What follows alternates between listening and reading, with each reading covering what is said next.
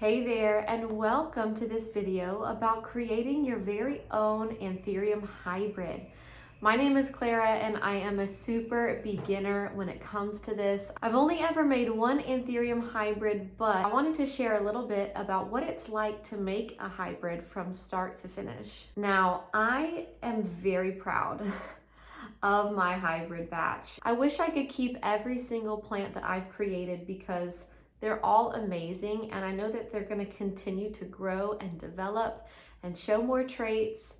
However, it's not quite reasonable to keep 92 of the same plant. I wanted to at least show off how some of these are looking while also talking about the whole entire process of what it took to create these guys. So let's just start at the very beginning and I'll walk you through the entire process.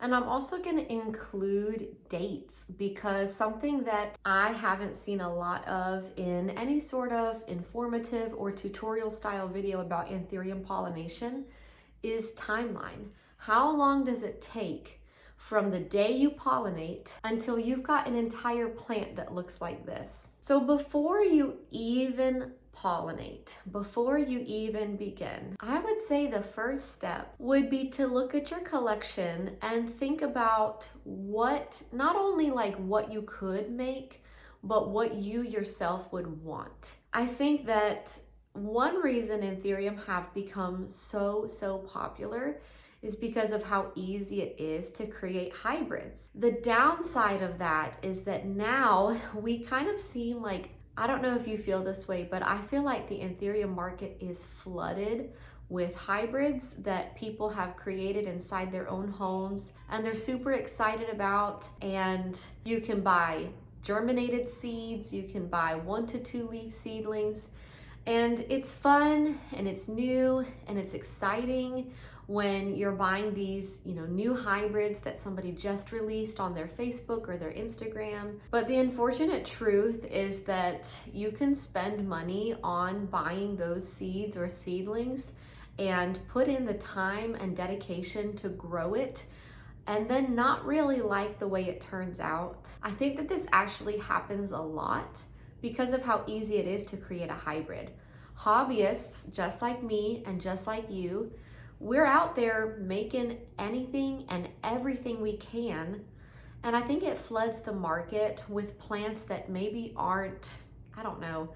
I'm not saying that they're not good plants, and there's definitely diamonds in every single batch, but we've ended up with just too many options that aren't as impressive. So I would say the first step is to actually be intentional about what kind of anthurium hybrid you want to create. So for me personally, back in 2024, I missed out on an opportunity to buy somebody's plant online. It was King of Spades by BVEP, and the photo they posted was absolutely beautiful. The plant was round and it was dark. It was super velvety. It had a little bit of veins like King of Spades does, same structure and same shape, but it was just like somebody turned it way down. And I just thought it was a beautiful, beautiful plant, and I missed out on it. And ever since missing out on the chance to buy that plant, I was just craving something like that, a King of Spades hybrid that was just darker. Now, although I do have King of Spades as a mother plant and a BVEP, at the time I don't think my BVEP had even flowered yet, but I did have a lovely papillilanimum that was super vigorous, very mature, had outstanding traits, and gave me a flower like once every 2 months. So I determined that I wanted to try to create King of Spades by papillilanimum. On August 23rd of 2024, the timing was perfect. And here's what I mean. To pollinate an anthurium, you actually need 2 flowers. You can have 2 flowers from the same plant at the same time. You can have 2 flowers from the same plant, but they don't have to be at the same time. Or you can have 2 flowers from 2 different plants. When an anthurium grows a flower, the first thing that will happen after the flower is completely opened up is the female receptive phase. you'll notice that in female phase, tiny little dewdrops cover the entire portion of the flower. Many anthurium species have a sweet fragrance to it, but some of them actually smell kind of bad. After a short time in female phase, those dewy droplets will dry up, and then depending on the plant, anywhere from a few days to maybe a week or two later, that flower will create pollen in its male phase. And this is why you'll always need 2 flowers, because unlike some other plants, I think alocasia can pollinate themselves with the same flower. With anthurium, a single flower cannot pollinate itself. The pollen required for pollination doesn't even come until the female phase is completely finished. So sometimes your plant will give you 2 flowers at once, and they'll be staggered just enough that one will still be in female phase while the second flower has already reached male phase. That doesn't always happen, so a lot of the time what you can do is collect pollen from a flower when it's in male phase and freeze it, and then wait for the next flower to grow. And when it's in female phase, you can thaw the frozen pollen and apply it to the flower, and you can have success. I've actually never had success this way. The only times I have been successful in any pollination attempts is by using fresh pollen from a flower. So in my case, on August 23rd, the timing was perfect and I was so excited. My King of Spades was in female phase, and my Papillilaminum was producing a whole bunch of pollen in male phase. I actually went live on my Instagram for the pollination process. It's really not that exciting. Basically, you just take pollen from the male flower and you rub it onto the female flower. There are a lot better videos out there that can go way more in depth about the pollination process specifically, about collecting and freezing pollen, about how to know for sure that your flower is in female phase, because sometimes it's kind of hard to tell. I don't feel the need to talk about all of that because there are so many great resources out there already. But on August 23rd, I attempted the pollination, and from then it was a waiting game to see if it was successful. Now, the tried and true test whether or not a pollination attempt was successful is if your flower doesn't die and fall off. It can take several weeks to even a month or 2 to even know whether or not it worked. Some species are a lot slower, and some can be kind of fast. I can't tell you the exact date I knew that my pollination attempt was successful, but by November 30th, I was ready to harvest my berries. So for this particular cross, it was a really fast turnaround time from the end of August to the end of November. That's pretty much 3 months. You'll watch your flower begin to swell, and you'll watch the tiny little dots where the stigmatic fluid came out. They'll start to get rounder and a little juicier. What your flower is doing is actually producing berries, and it's an amazing thing to watch. There is one other way to tell if a flower has been pollinated. It's not true for every case because it really depends on the species and the color of the flower, but I've just been able to watch this happen with the flower right here on screen. This is a flower on my red vein dark phoenix. When the flower first grew, it was green. When it entered pollen phase, it had turned almost completely yellow. But since it was successfully pollinated, it slowly started to turn green again. So that's another really cool way you can sometimes tell that your pollination attempt was successful. Of course, while your plant is working on producing these berries, you want to treat her with a lot of love, and you want to be really gentle. This is not a good time to repot your plant. It is absolutely not a good time to take cuttings of your plant. You want to really make sure that your plant is in peak health so that it is strong and healthy enough to sustain the flower for the entirety of the, gestation period of those berries. If you were using a feed with your plant, keep using that feed. I would not stop feeding it, but I'm not sure if I would recommend beginning a feed routine if you weren't using one already and if you're not familiar with how your plants would respond to it. Of course, there are the sad occasions where the pollination could have been successful and your plant really did its best, but for whatever reason, the flower dies after being successfully pollinated, but before the berries are completely formed.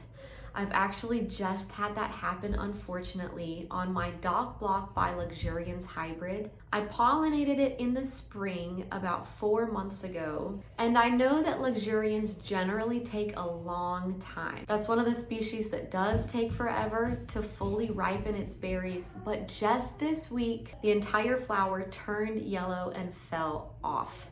I kind of want to grab it for you. Do you want to see it? So it can be really sad, especially if it was a planned pollination or a cross you were really hopeful for.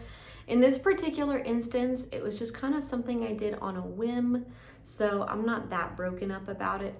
But you can see that the flower actually did begin working on some berries. It looks as if the entire flower was not pollinated successfully, but that maybe some of the flowers were. Now, I should probably clarify, an anthurium flower is called an inflorescence because it's actually tons and tons of flowers. Each tiny little spot is one singular flower. So to be actually more correct, this inflorescence was pollinated, but only a few flowers were successful. Overall, as a whole, it was not a successful pollination, and eventually the flower itself, the whole inflorescence, died. Sometimes a flower will abort even if it's been fully pollinated for a whole bunch of different reasons. Maybe you have a pest problem, maybe your temperatures were just too extreme. Anything that could make your plant less than happy is something that could risk the entire inflorescence aborting. It's just something that happens. Don't beat yourself up too much about it and just plan to try again. But if your pollination attempt was successful, your inflorescence will then be called an infructescence because it will be producing fruit. When the berries are ripe, almost 100% of the time in anthurium, they will turn purple. I personally haven't seen in my collection or on anybody else's plants berries turning a different color other than purple. They'll be purple at one end and white on the other end. The white end will be the end of the berry that is in the flower, and the purple end will be the end that's visible to you as you're looking at it. So here's a photo of what the flower or the infructescence on my King of Spades looked like on the day it was ready to harvest. When the berries start to pop out on their own, you can go ahead and you can cut the entire flower off and remove the berries all in one sitting. Some people like to wait for the berries to pop out individually and kind of collect them as you go. I did a self-pollination of a plant a few years back, and that was my approach. I waited as each berry was ready, and then I picked it, and then I popped it, and then I harvested my seed. But for the King of Spades by Papillonomum hybrid, I just cut the entire flower off and harvested all the seeds at once, and it worked just as well. Now, harvesting seeds can either be really fun or really arduous. I think it either depends on how many seeds or berries you have, or maybe just your personality. It can be really fun. I really enjoy popping the berries. You can pop them in between your fingers, or if you had like a paper towel on a table and a berry on the paper towel, you can just press down and pop it like that. Usually inside one anthurium berry will be 1 to 2 seeds. For me, I kind of think that anthurium seeds look like baby teeth, but it's really fun to pop them out of the berries. And after that, you want to make sure that you clean them. And again, there are other videos out there, probably much better videos that talk about how to harvest and clean anthurium seeds. I'll just tell you how I do it. Once I pop the seeds out of the berries, I put them in a cup of fresh water, and I'll pop all my berries and I'll put all my seeds in that cup of water. Then I put the lid on the cup and I just give it a good shake. Now what this does, at least for me, is to remove any of the gelatinous matter from inside the berry that was still stuck on the seed. You do want that completely cleaned off. Otherwise, you're gonna have a risk of mold growing on your seed after you sow it onto a bed of fresh, damp moss. So it's better to remove all of that berry matter so that your seed is completely clean and dry. So after I've shaken up my cup, then I'll pour the seeds out onto a paper towel. I find paper towels to be really effective for this kind of process, because then I'll place another paper towel on top and I'll kind of roll the seeds around in between the two paper towels, and that really helps to buff off any remaining berry material. There's plenty of substrates you can try to germinate your anthurium seeds. I've had great luck with sphagnum moss or with a mix of tree fern fiber and sphagnum moss. The key is to lay them on top of your moist substrate and just leave them alone. Keep the humidity as high as you can, provide plenty of light, and honestly just forget about them. For me, I find that the more you check on them, either it seems to take longer and I get impatient, or the more times I open that lid, I let that humidity out and then my seeds get too dry, but then I forget to water. So I just put the lid on and I don't touch. Of course, I can still peek through the lid. If it's like a clear deli container lid, I can still peek through and check on my seeds. But generally, when I put a lid on the seeds, it creates a really nice little ecosystem where all the moisture from that substrate can evaporate to the top of that lid, and then it will recondensate back into little droplets and water itself all over again. It works really well for me germinating my seeds. What you're looking for germinating your anthurium seeds is for them to go from a white color to a green color, and for one root to pop out. These fuzzy little roots are so cool, although they're kind of little alien looking because all you've got is a seed and a root. But by then, your seeds are germinated and it's like another check mark, another phase completed. Now with my hybrid, I didn't write down or even take a picture to reference later of when the seeds were germinated. But after harvesting my seeds from the berries on November 30th, I do have a photo of both little cups I put my seeds in, and every seed has at least one new leaf. And that was on January 30th. So we're looking at about 2 months for this cross to go from fresh seed to one leaf seedling. Now up to this point, I think the process for me for this hybrid went pretty fast. From pollination day to when they had their first leaf. That's like the entire gestation of the fruit. That's the harvesting day. That's sowing them in the cup on top of fresh substrate, waiting for germination, waiting for first leaf. I mean, for all of that to happen between the end of August and the end of January seemed to go really fast. The next part of this process is what feels like has taken a year. It hasn't actually taken a year, it's taken about 6 months. But after your seedlings have their first leaf, well, you can decide what to do with them then. Some people like to sell their seedlings once they have their first leaf. Some people even like to sell the seeds as soon as the seeds are germinated. Me personally, if I want to call myself a breeder, as a breeder, I am choosing to wait a lot longer before selling off any of my new hybrid. As I said towards the beginning, I think it's become really common for hobbyists like us to have bought somebody's germinated seed or one leaf seedling, and we put in the time and the effort and the care, and when the plant is finally big and mature enough for us to see what it's actually gonna look like, I'm not a huge fan. And I actually made a whole rant video about this. It was a while back, but a lot of my viewers agreed with this sentiment, that it can be really discouraging to buy a small seedling or germinated seed, hoping that it's gonna turn into something, and then it doesn't end up looking like what you wanted and you don't really like it, and now you kind of feel stuck with it. So for me, and I'm not saying that this is the right way, and I'm not saying that this should be the way everybody else does it.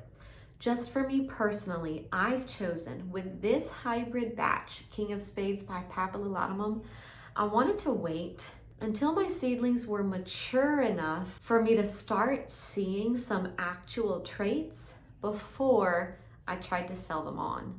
The other perk to this approach is that I get to kind of hoard them and pick out my favorites and not let go of anything that I don't like. And I think that that's only fair as the hybridizer, that I get best pick of the batch. And by waiting until they're big, I actually get to see what they'll look like, and then I can decide what I want to keep and what I don't.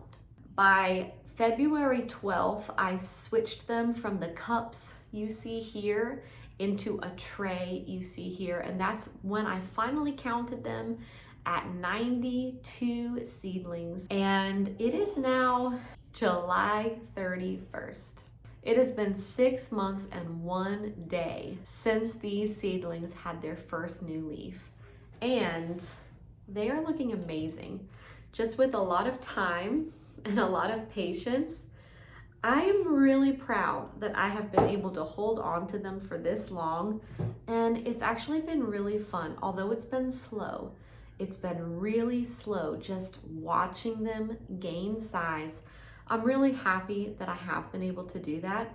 This is the largest seedling of the batch, and pretty much from here on out, I'm done with explaining the time frame of creating your own anthurium hybrid, and now I just want to show off my babies. This is a really, really promising one, and it is actually the largest of the batch, King of Spades by Papillotatum. It still isn't mature, don't get me wrong, but the size of the leaf, it's like almost as big. It's bigger than the palm of my hand. So we're getting really close to being able to determine what this plant specifically will look like. And so far, I'm really happy with how it's looking.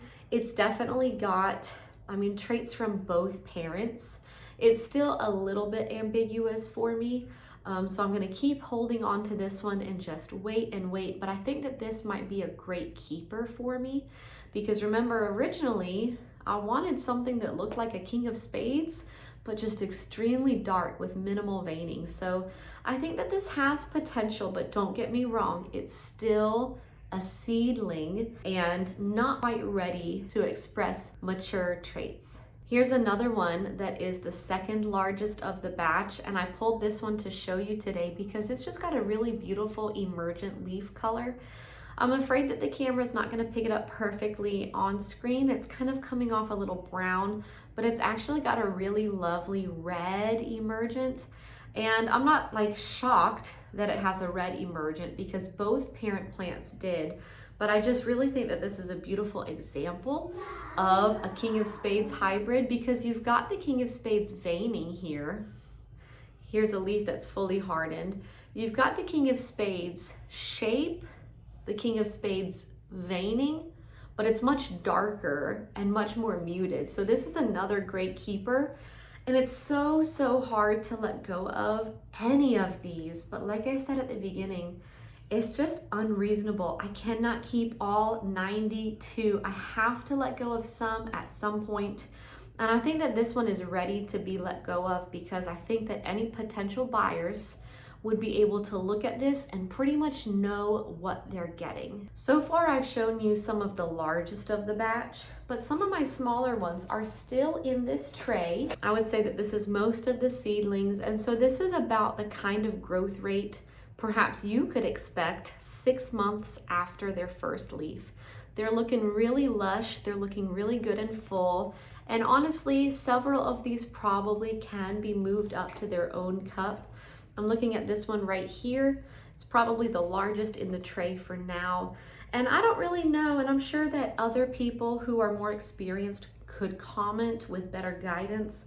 I've been moving my seedlings out of this tray whenever they're like noticeably bigger than the other ones in the tray, because I wouldn't want a big plant to hog up all the light and nutrients.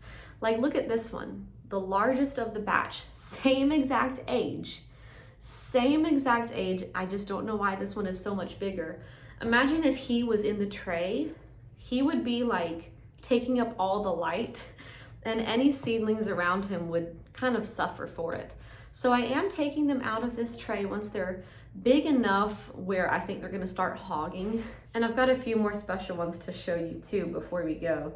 This one, I'm holding out hope, you guys, because it gave a variegated leaf, and it's actually a really pretty, it's like a minty, shimmery, almost blistery.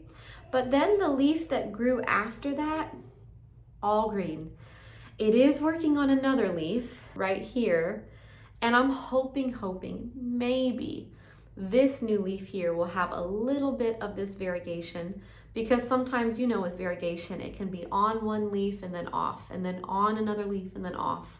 So who knows? I'm definitely not putting all of my eggs in this basket, but I'm also not selling this one yet, because if it does continue, if it does do any more repeats of this little variegated patch, that would be so exciting. Here's another one I wanted to show you because I think it's just got some beautiful pink veins on its emergent. And I'm really excited to watch this one mature just because I love the color of this. It's almost a little bit rainbowy as it emerges. The pink veins are really pretty, and I think it's got a really promising shape as well. Here's a fully hardened leaf that's looking just extra round and dark. So this cross has definitely got the potential to be what I was hoping for. Now here's an outlier. This one is a little bit different than majority of the plants in this batch.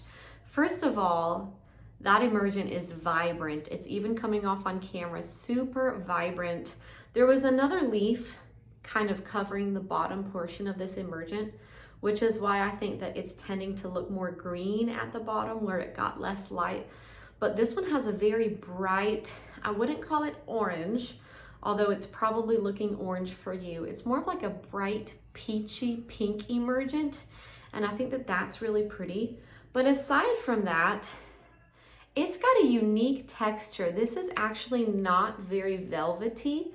At least this leaf right here, it's actually more flat and matte. And it's also got some really great structure. It's almost got abs. It's almost a little bumpy. So I'm definitely keeping my eye on this particular one. I think it's gonna turn into something pretty cool. And I gotta say, that has been what's made this process so fun, is starting out with 92 of the exact same thing and watching how different they can turn out. Here's another one that I snagged just because it was looking so pretty and cute. Pink veins again, I love it. Now I have tried to find one that might have a wide sinus, and every time I see one in the tray that looks like it might have a consistent wide sinus trait, I removed it, put it in its own cup with a special label, and then by the time it gives me its next leaf, it's just a regular looking leaf. Still hoping though that I will find one or two that kind of have a wider sinus, because I think that that would be really unique and pretty. And then there's one, she's very special. Got her own little cup. Just because I removed her before she was very big, I noticed she had a ruffly, oh, this isn't it. This is one of the ones I've removed because I think it might have a wide sinus, but I'll go get the ruffly one next. So you can see what I'm talking about. It seems like the wide sinus trait may be consistent. You can see that with all three leaves so far, the sinus is pretty wide. So I'm gonna keep my eye on this one. It's got its own label that says wide sinus, but I wanted to show you the ruffly one. Let me go get the ruffly one. I think you're gonna like it. Okay, here's the ruffly one. And I think I'm reasonably excited because all of the leaves are doing the ruffle thing, all of them. So I think that it's shaping up to be a cool little unexpected mutant. This largest leaf is the biggest one, and you can see the ruffles on top. This is the leaf here that grew before that, and it is super, super ruffly.